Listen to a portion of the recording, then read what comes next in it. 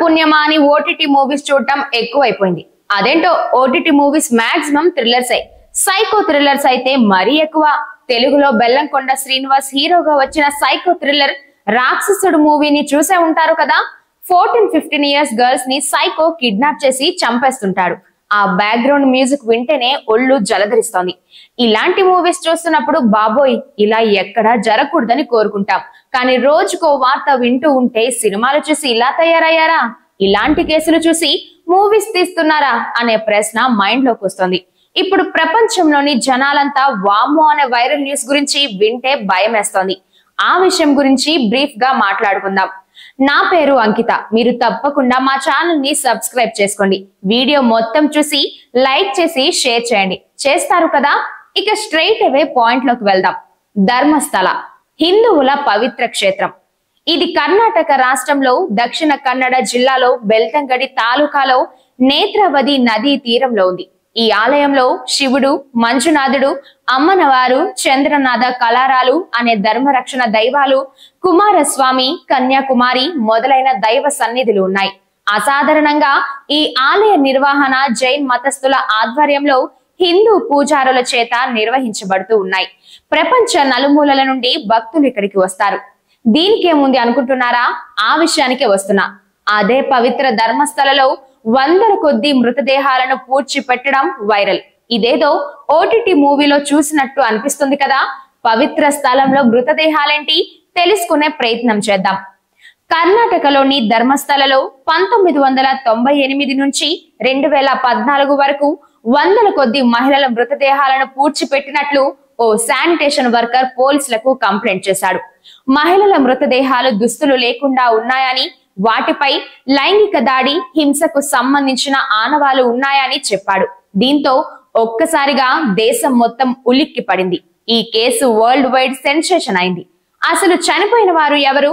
ఇన్ని రోజులు మౌనంగా ఉండి శానిటేషన్ వర్కర్ ఇప్పుడే ఎందుకు చెప్పాల్సి వచ్చింది? ఈ హత్యలు ఎవరు చేశారనే ప్రశ్నలు మైండ్ ని బ్లాంక్ చేస్తున్నాయి. మహిళల మృతదేహాలు చాలా వరకు అండర్ గార్మెంట్స్ కూడా లేకుండా ఉన్నాయి. అందులో చాలా మంది టీనేజర్స్, 40 ఇయర్స్ లోపు మహిళలే ఉన్నారు. మృతదేహాలపై లైంగిక దాడి, హింసకు సంబంధించిన గాయాలున్నాయి. వారిపై అత్యాచారం జరిగినట్లు ఆనవాలు ఉన్నాయి. ఇలాంటి 100కు పైగా మృతదేహాలను నేను పూడ్చి పెట్టానని శానిటేషన్ వర్కర్ చెప్పడం దేశమంతా వణికిపోయింది. కర్ణాటకలోని ప్రముఖ పుణ్యక్షేత్రం ధర్మస్థలలో గతంలో పనిచేసిన ఓ శానిటేషన్ వర్కర్ జూన్ 3వ తేదీన పోలీసులకు ఫిర్యాదు చేశాడు. అందులో తాను 1998 నుంచి 2014 వరకు 100కు పైగా మృతదేహాలను పూడ్చిపెట్టినట్లు పోలీసులకు చెప్పాడు. అందుకు సంబంధించిన కొన్ని ఫోటోలను కూడా సమర్పించాడు. అయితే ఈ శానిటేషన్ వర్కర్ టెస్టిమోనీపై అనేక ప్రశ్నలు బుర్రను తొలుస్తున్నాయి. ఇంత దారుణానికి పాల్పడ్డ వారిని అసలు వదలొద్దనే డిమాండ్ ప్రజల నుంచి మొదలైంది. స్పెషల్ ఇన్వెస్టిగేషన్ టీంతో విచారణ జరిపించాలనే డిమాండ్స్ ఎక్కువైపోయాయి.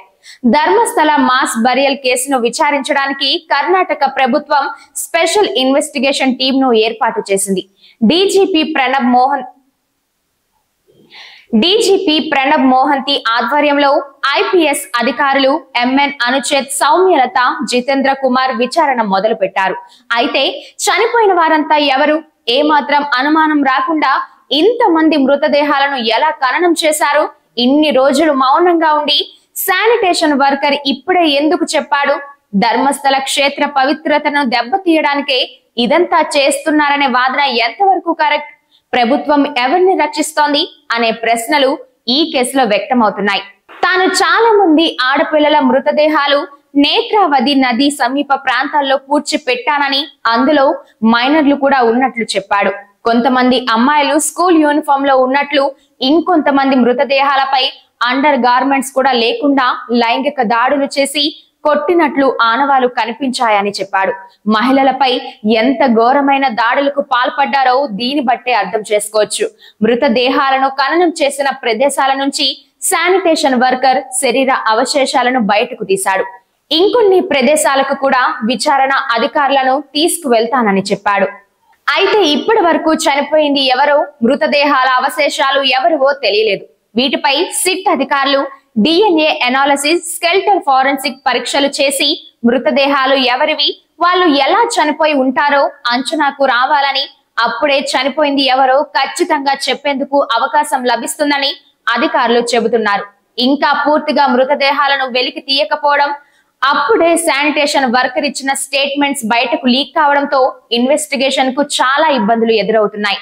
చనిపోయింది ఎవరో ఖచ్చితంగా తెలియకున్నా అందులో తమ వారు ఉంటారని మిస్ అయిన కొందరు వ్యక్తుల కుటుంబ సభ్యులు భయపడుతున్నారు. 2003లో ఫ్రెండ్స్ తో కలిసి ధర్మస్థలకు వెళ్లిన ఓ MBBS స్టూడెంట్ అనన్య భట్ తిరిగి రాలేదు. ఇప్పుడు ఆమె కుటుంబ సభ్యులు అనన్య కేసును కూడా విచారించాలని కోరుతున్నారు. ఇలాగే ఇంకొన్ని బాధిత కుటుంబాలు కూడా గవర్నమెంట్ కి అపీల్ చేస్తున్నాయి. అయితే ఈ కేసులో ఎక్కువ మంది మహిళలు ఉండటంతో ప్రభుత్వం సిట్ ఏర్పాటు చేయాలని డిమాండ్లు పెరిగాయి.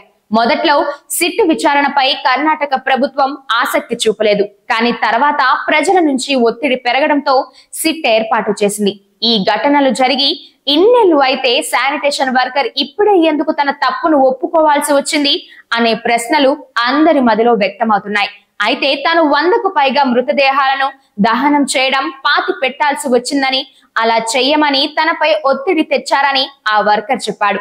చనిపోయిన వారికి గౌరవం, వారి ఆత్మలకు శాంతి చేకూర్చడానికి తన ప్రాణాలను పణంగా పెట్టి ఇప్పుడు చెబుతున్నానని అన్నాడు. తన కుటుంబంలో అమ్మాయిని సుపీరియర్ ఆఫీసర్స్ వేధించారని, అందుకే 2014లో ధర్మస్థల నుంచి వెళ్లిపోయానని చెప్పాడు. అప్పటి నుంచి తప్పు చేశాననే ఆలోచన తనను మనశ్శాంతిగా ఉండనివ్వడం లేదని తెలిపాడు. జూలై 11వ తేదీన శానిటేషన్ వర్కర్ బెల్తంగడి కోర్టులో హాజరై సాక్ష్యమిచ్చాడు. గతంలో ఓ ప్రాంతంలో తాను ఖననం చేసిన మృతదేహం అవశేషాలు సహా దానికి సంబంధించిన ఫోటోలను కోర్టుకు సమర్పించినట్లు తెలుస్తోంది. అంతేకాకుండా ఆ సమయంలో కొందరి పేర్లు కూడా బయట పెట్టినట్లు సమాచారం. ఆ హత్యలు చేసింది వారేనని ఆరోపించినట్లు తెలుస్తోంది. దీంతో వారెవరై ఉంటారనే ఉత్కంఠ అందరిలోనూ మొదలైంది. మేము నిన్ను ముక్కలుగా నరికేస్తాం, నీ శరీరాన్ని మిగిలిన వారిలాగే కప్పెడతాం అంటూ బెదిరించారని శానిటేషన్ వర్కర్ చెప్పాడు. ఈ భయంతో తాను ఎవరికీ చెప్పలేదన్నాడు. మరో విషయం ఏంటంటే, మృతదేహాలను పాతి పెట్టడానికి నేత్రావతి నది సమీపంలోని ప్రాంతాలను సెలెక్ట్ చేసుకున్నానని, అక్కడైతేనే మృతదేహాలు త్వరగా గుర్తుపట్టలేకుండా కుళ్ళిపోతాయని తెలుసుకొని అక్కడ పాతి పెట్టానని చెప్పాడు. అంతేకాకుండా నిందితులు మహిళల మృతదేహాలను గుర్తుపట్టకుండా చేశారని, ముఖాలపై యాసిడ్ పోసినట్లు కనిపించాయని, బట్టలు చింపేసి తీసుకొచ్చేవారని చెప్పాడు. ఆ శానిటేషన్ వర్కర్ దళిత వర్గానికి చెందినవాడు కాబట్టి లో ప్రొఫైల్ కలిగి ఉండటం వల్ల అతడు ఏం చేస్తున్నాడో ఎవరు గమనించలేకపోయారని తెలుస్తోంది.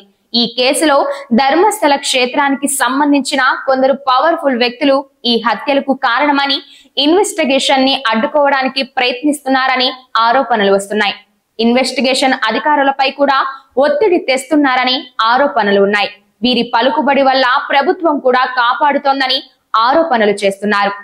టైమ్స్ ఆఫ్ ఇండియా రిపోర్ట్ ప్రకారం ఈ ఆరోపణలపై కర్ణాటక ఆరోగ్య శాఖ మంత్రి దినేష్ గుండు స్పందించారు.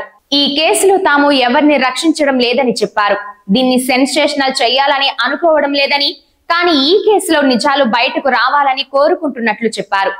శానిటేషన్ వర్కర్ చెప్పిన విషయాలు షాక్ కు గురి చేశాయని, ఇవి నిజమని తేలితే నిందితులపై కఠిన చర్యలు తీసుకుంటామన్నారు. ధర్మస్థల స్ట్రెంత్ ని తక్కువ చేయడానికి ఇలా టార్గెట్ చేస్తున్నారని బీజేపీ ఎమ్మెల్సీ సిటి రవి అన్నారు. ఈ ప్రాంతం ఓ మతానికి సంబంధించి పవిత్రమైన ప్రదేశమని ప్రజలు విశ్వసించే స్థలమని అన్నారు. ఆలయాలు దశాబ్దాల నుంచి ఎవరిపై వివక్ష చూపించడం లేదని, దీన్ని అవమానించే చర్యలు ఏళ్ల నుంచి జరుగుతున్నాయని ఆరోపించారు. ఈ ప్రాంతం ప్రజల్లో సోదర భావాన్ని, భక్తి, సమానత్వాన్ని పెంపొందిస్తున్నందుకే ఇలా కుట్రలో భాగంగా టార్గెట్ చేశారని ఆరోపణలు గుప్పించారు.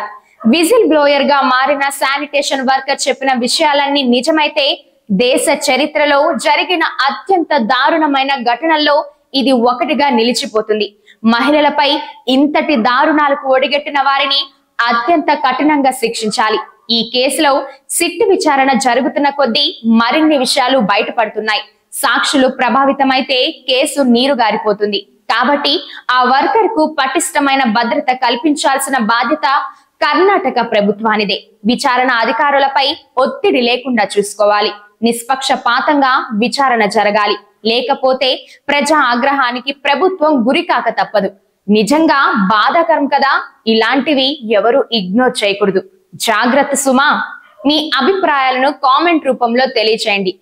మీ అంకిత, రవి రిపోర్ట్స్.